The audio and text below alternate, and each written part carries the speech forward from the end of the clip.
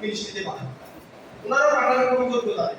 যেমন আমার একটা মাদ্রাসা মাঠ নাই, মাঠ আছে, উনি দিল যে মাঠ নাই, আমি ঢুকে আবার এটা আমি ঠিক করে দিব না, এটা আবার ওনার ফাইল আমি ব্যাক করব।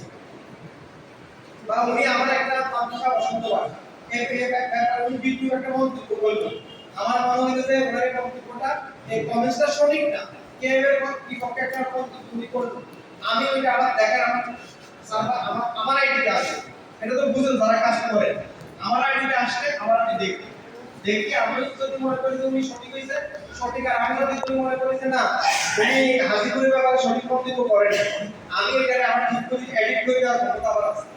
আবার এডিট না করলে আমি আবার ওনার সার্ভারে পাঠাই দিই, বলুন তো আপনি ঠিক করে দিন, না হলে কিন্তু ওনাদের যে সম্মানই আছে এই সম্মানই কিন্তু উনি পাবেন।